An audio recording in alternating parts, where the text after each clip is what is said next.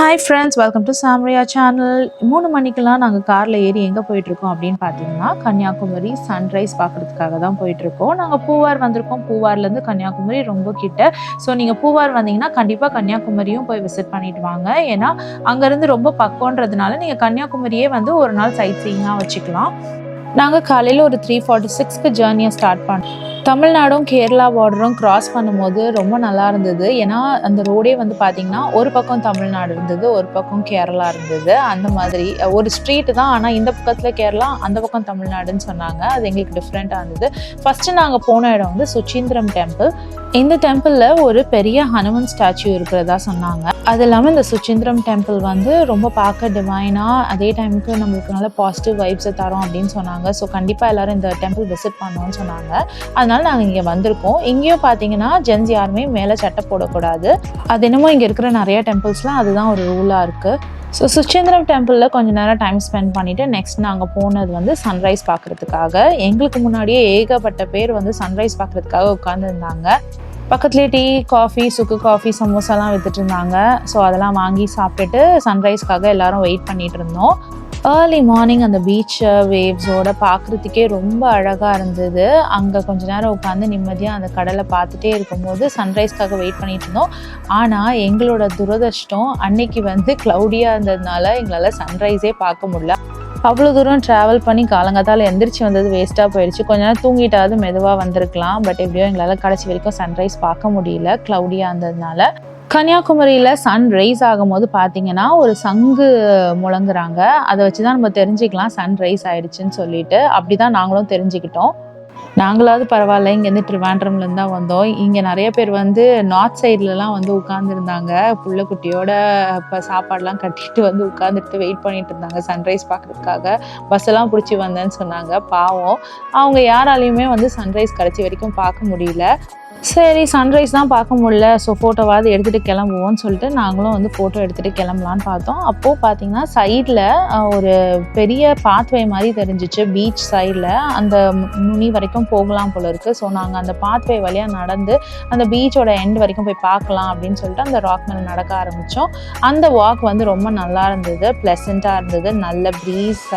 அதுக்குள்ளே பார்த்திங்கன்னா சன்னும் கொஞ்சம் வெளியில் தெரிய ஆரம்பிச்சிருச்சு. சரி, அந்த சன்னோட நம்ம கொஞ்சம் ஃபோட்டோஸ்லாம் எடுத்துக்கலாம்னு சொல்லிட்டு அந்த இடத்துல போய் எடுத்தால் இன்னும் நல்லா வரும்னு சொல்லிட்டு நாங்கள் வந்துட்டு அந்த இடத்துக்கு நடந்து போனோம்.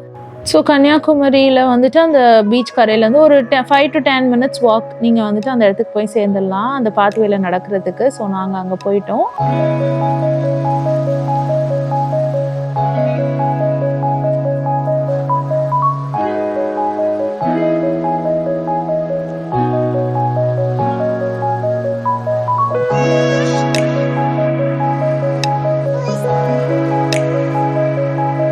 ஸோ அங்கே கொஞ்சம் ஃபோட்டோஸ்லாம் எடுத்துகிட்டு ஷாப்பிங் பண்ணிவிட்டு நாங்கள் இப்போ எங்கே வந்திருக்கோம்னா கன்னியாகுமரியில் முக்கூடல்ன்ற இடத்துக்கு வந்திருக்கோம். அதாவது 3 கடலும் வந்து சேர்கிற இடம் வந்து இதுன்னு சொன்னாங்க. Indian Ocean, Arabian Ocean, Bay of Bengal, இது 3மே சேர்கிற இடம் அப்படின்னு சொன்னாங்க.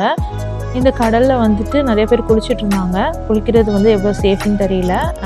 நல்ல ப்ரீஸ், ஷாப்பிங் பண்ணுறதுக்கு நிறைய இடம், பக்கத்துலேயே கோயில்னு வந்துட்டு இடமே நல்லா ப்ளசண்ட்டாக இருந்தது. நல்லா டைம் ஸ்பெண்ட் பண்ணிட்டு போகலாம். இங்கே வந்தீங்கன்னா எந்த நேரமுமே வந்து ப்ளசண்ட்டாக தான் இருக்கும்னு நினைக்கிறேன். நாங்கள் ஏர்லி மார்னிங் வந்ததுனால எங்களுக்கு நல்லா இருந்தது. இது முடிச்சுட்டு கோயிலுக்கு பக்கத்துலேயே இருக்கிற ஹோட்டல் சரவணாவில் போய் நல்லா ஒரு வெஜிடேரியன் பிரேக்ஃபாஸ்ட் சாப்பிட்டுட்டு அங்கேருந்து கிளம்பி நாங்கள் இப்போது கன்னியாகுமரியில் திருவள்ளுவர் ஸ்டாச்சு பார்க்குறதுக்காக போயிட்டுருக்கோம். இங்கே போட்டிங் டைமிங் பார்த்தீங்கன்னா மார்னிங் 8 AM ஈவினிங் 4 PM வரைக்கும். டிக்கெட் ரேட் பார்த்தீங்கன்னா per person 80 rupees சார்ஜ் பண்ணுறாங்க. இந்த மாதிரி தான் வந்து நிறைய பேர் உட்கார்ற மாதிரி அந்த போட்டில் இடம் இருந்தது. 10 minutes தான் ட்ராவல் இங்கேருந்து அந்த விவேகானந்தர் ராக்குக்கு. எல்லாருக்குமே சேஃப்டி ஜாக்கெட் கொடுக்குறாங்க. எல்லோரும் வந்துட்டு சீட்டில் உட்காந்த பிறகு தான் வந்து வண்டி எடுக்கிறாங்க. ஒருத்தராக இறங்க சொல்கிறாங்க. வேவ்ஸ் வந்து ரொம்ப வேகமாக இருக்கும்போது போட் பார்த்திங்கன்னா ரொம்ப ஆடுது. ஸோ நம்ம ஜாக்கிரதையாக பார்த்து தான் இறங்கணும். அதுக்கு நிறைய ஹெல்ப் பண்ணுறதுக்கு அவங்க ஸ்டாஃப்ஸே வந்து வெளியில் நிற்கிறாங்க. நம்ம கையை பிடிச்சி இறக்கி விடுறாங்க. இன்ஃபேக்ட் இறங்கும் போது பார்த்திங்கன்னா நிறைய பேர் கொஞ்சம் தள்ளாடி விழலாம் செஞ்சாங்க. ஆனால் பக்கத்தில் இந்த ஸ்டாஃப்ஸ் எல்லாம் பிடிச்சிட்டாங்க. ஸோ கேர்ஃபுல்லாக இருக்கணும் இதில் இறங்கும் போதும் ஏறும் போதும்.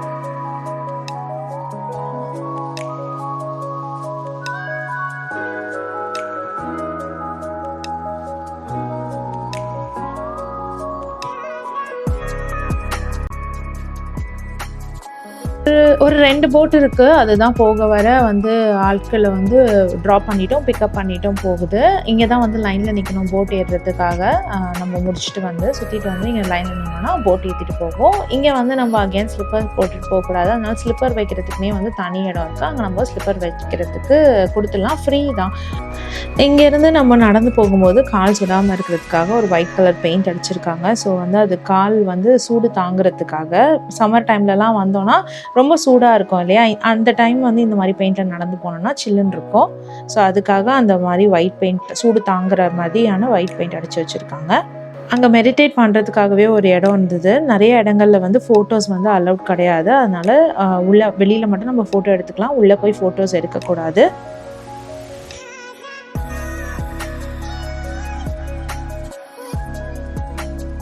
இங்கே தான் நம்ம பிரைம் மினிஸ்டர் மோடி வந்து எலெக்ஷன் டைமில் ரிசல்ட் வரதுக்கு முன்னாடி இங்கே வந்து மெடிடேஷன் பண்ணிட்டு போனார் அப்படின்னு சொல்லிட்டு கேள்விப்பட்டோம். ஸோ அந்த இடத்துக்கு நம்மளும் வந்திருக்கோம் அப்படின்னு சொல்லி நினைக்கும் போது ஹாப்பியாக இருந்தது.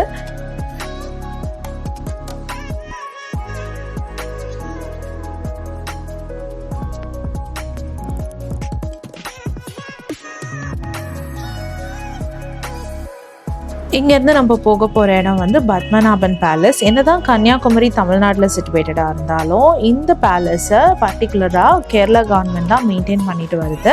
இந்த பேலஸில் ராஜாக்கள் அந்த காலத்தில் யூஸ் பண்ண பெட்டு, அவங்களோட சேர்ஸு, அவங்களோட ரூம், அவங்களோட கட்டுமானம் எப்படி இருந்தது அப்படின்றத பற்றி பிரதிபலிக்கிற ஒரு இடமா தான் இருந்தது. இந்த பேலஸில் என்ன ஸ்பெஷாலிட்டினா, இந்த பேலஸ் ஃபுல்லாகவே வந்து வுட் ஒர்க் தான். அண்ட் கீழே ஃப்ளோரிங் பார்த்திங்கன்னா எல்லாமே நேச்சுரல் கலர் வச்சு தான் ஃப்ளோரிங் பண்ணியிருக்கிறாங்க. எல்லாமே நேச்சுரல் ப்ராடக்ட்ஸ் வச்சு தான் ஃப்ளோரிங் பண்ணியிருக்கிறாங்க. ஸோ எதுவுமே வந்து கலர்ஸ் வந்து ஆடட் கலர்ஸ் எல்லாம் கிடையாது, பெயிண்ட் எல்லாம் கிடையாது, எல்லாமே நேச்சுரல் கலர்ஸ் தான். இந்த இடம் பார்த்தீங்கன்னா அன்னதான பீடம் சொல்கிறாங்க. இங்கே ஒரு நாளைக்கு 2000 பேருக்கு மேலே சாப்பிட்டு போவாங்கன்னு சொல்கிறாங்க. இந்த ஃப்ளோரிங் பாருங்கள், அந்த காலத்தில் போட்டிருக்காங்க. எதுவுமே வந்து ஆர்டிஃபிஷியல் கலர் இல்லை, எல்லாமே நேச்சுரல் கலர்ஸ் தான். ஆச்சரியமாக இருந்தது. இப்போ கட்டின பிரிட்ஜெல்லாம் உளுந்து உடஞ்சிட்டு இருக்கும் போது இந்த பில்டிங்லாம் எவ்வளோ காலமாக இருக்குன்னு நினச்சி பார்க்கும்பொழுதே வந்து ஆச்சரியமாக இருந்தது. அதுவும் அந்த கலை நயம், இந்த ஆர்கிடெக்சர்லாம் வந்து ரொம்ப அழகாக இருந்தது. இதுதான் வந்து ஹெர்பல் மெடிசினல் பிளான்ட்டால் ஆன ராஜாவோட கட்டலாம். இதில் வந்து 64 மெடிசினல் பிளான்ஸ் இருக்குது அப்படின்னு சொல்கிறாங்க. 64 மெடிசினல் ஹெர்பல் பிளான்ஸ் வச்சு தான் இந்த கட்டில் பண்ணியிருக்கிறதா சொல்லியிருக்காங்க. இது வந்து ராஜா படுக்கிறதுக்காகவே செய்யப்பட்ட ஒரு கட்டலாம், மெத்தெல்லாம் இருக்காதான். இப்போ நம்ம பார்த்துட்டு இருக்க அறை வந்து ராணியோட அலங்கார அறைன்னு சொல்கிறாங்க. அந்த கண்ணாடி வந்து பல வருஷம் பழைய கண்ணாடி. ஸோ ராணிலாம் இந்த மாதிரி தான் ஊஞ்சலில் உட்காந்து அந்த கண்ணாடி முன்னாடி அலங்காரம் பண்ணிப்பாங்களாம். அந்த காலத்தில் அலங்கார பொருட்களும் பார்த்திங்கன்னா எல்லாமே நேச்சுரல் கலர்ஸ் வச்சு தான், நேச்சுரல் ப்ராடக்ட்ஸ் வச்சு தான் அலங்காரம் பண்ணியிருப்பாங்க. இவங்க எப்படி என்ன மாதிரி அலங்காரம் பண்ணுவாங்க அப்படின்ற ஃபோட்டோஸ் தான் இங்கே இருந்தது. இதுதான் ராணியோட அம்மா தங்கின இடமா, அவங்களுக்கான கட்டில் தான் இது. இது வந்து அவங்களுக்காகவே செய்யப்பட்ட ஒரு கல் டாய்லெட்டும் பக்கத்துலேயே இருந்தது. அந்த காலத்துலேயே ஒரு அட்டாச் டாய்லெட்லாம் கட்டியிருக்காங்க பாருங்களேன். ஸ்டோன் டாய்லெட்டாக. இந்த டாய்லெட் வந்து பார்த்திங்கன்னா வேறு எங்கேயுமே நான் பார்க்கல. இந்த பேலஸில் வந்து இந்த டாய்லெட் இங்கே மட்டும்தான் இருந்துச்சு. இந்த இடம் பார்த்திங்கன்னா ராஜா இங்கேருந்து தான் வந்து ஜனங்களை வந்து சந்திப்பாராம். யானை மேலே ஏறுறதுக்கான இடமும் இது தானா. யானை வந்து கீழே நிற்குமா, இது வழியாக தான் அவர் இறங்கி யானை மேலே ஏறுவாராம். இந்த ஃபோட்டோஸ்லாம் ராஜா பதவியேற்பு விழா, அப்புறம் ராஜா வந்து என்னென்ன பண்ணார் அப்படின்ற அந்த ஹிஸ்ட்ரியை பிரதிபலிக்கிற விதமாக நிறையா ஃபோட்டோஸ் இருந்தது. எல்லாமே வந்து ட்ராயிங்காக இருந்தது. இந்த இடம் ராணியோட குளியலறை அப்படின்னு சொல்கிறாங்க. இது வழியாக இறங்கி தண்ணியில் குளிக்க போவாங்களாம். இது வந்து சமையலறை அப்படின்னு சொல்கிறாங்க.